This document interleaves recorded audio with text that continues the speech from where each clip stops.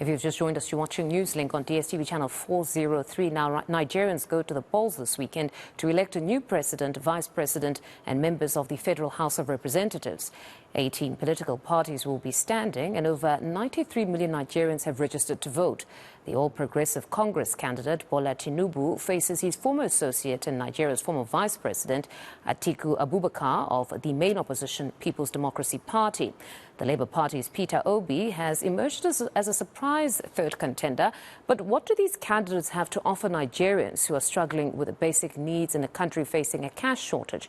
To discuss this, I'm joined by the director of the Centre for Democracy and Development, Idayat Hassan. Idayat, good morning, and thank you very much for your time. So there are three front runners looking to succeed Muhammadu Buhari. We've got Tinubu, Atiku Abubakar, and we've also got Obi. These two are from the two big parties, the first, Atiku as well as Tinubu. But then Peter Obi, we understand he's a relative outsider or newcomer. Just talk to us about these three candidates. I think it's interesting that Peter Obi has emerged to be the third force in these elections in a country where historically two parties have actually dominated politics, being the All Progressive Congress and the People's Democratic Party. But what's also important to note is that all the three frontline candidates are friends and known to each other. In the 2019 elections, Peter Obi was the running mate of the current People's Democratic Party's presidential flag bearer, Atiku Abubakar. They both vied against President Muhammadu Buhari in 2019 and lost the presidential elections to him. So they are all friends. They are coming to vie. One of them will have to emerge as the president come next week, Monday, when we will start, the results will start trickling in.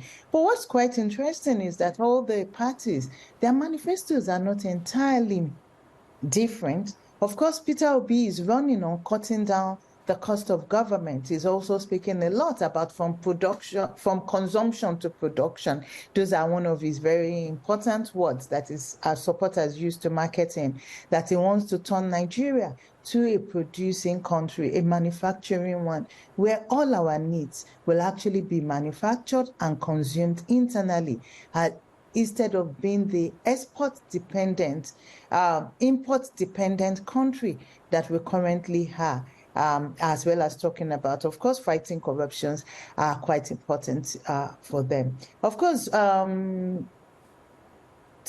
and Atiku are very pro-market. And the more you hear about them, while Atiku is running as the unifier, considering that Nigeria is very fractured along ethnic, religious, and generational line currently, he is now saying that, look, as the unifier of the country, I want to, as much as possible, bring back national unity while also focusing on ensuring that businesses thrive in the country, with a lot of focus on small and medium scale enterprise itself. On his own security agenda, again, he speaks a lot about more boots on the ground, but importantly, in a country with very poor birth and death registration, he wants to improve on it. In the same vein, Bola Tinubu is also very pro-market and is running on what he calls renewed hope, promising to build on some of the legacy of incumbent President Muhammadu Buhari as well. For his security plan, because it's important to emphasize that, because Nigeria is actually facing an epidemic of insecurity currently. He is actually moving forward to say that more boots on the ground, creation of jobs, maybe that will be able to reduce the insecurity Nigerians currently face. And of course, more judicial sector reform, as well as Atiku Abubakar. Then on the economic front as well, his emphasis, what is very important is that all the three candidates are talking about the removal of subsidy, which is something that Nigerians do benefit a lot from. Being a oil-producing country, fuel is quite cheap in this country because of the subsidy regime. All the three candidates have promised to remove subsidy, which is what Nigerians believe that they benefit, but it's also been plagued with a lot of corruption. But Bola Tinubu has been the most forceful out of the three candidates when it comes to the removal of subsidy, while talking also about more liberalized private sector. So it seems like it's going to be a very tight race. So who has that edge over the others? I think that really they all have their supporters. What is important to note is that people are going to vote either based on largely on identity line, which is ethnicity, religion, and generation. And when it comes to the generation, because out there in the media, there is this belief that Nigerian young people who constitute over 39% of on the registered voters list are going to support only one candidate. That is a fallacy. These youths are not monolithic. They are supporting Tinubu, they are supporting Obi, and they are supporting Atiku Abubakar, as well as Rabi Musa Kwankwaso. So it means the youth votes will be divided along this line, while some people will told this.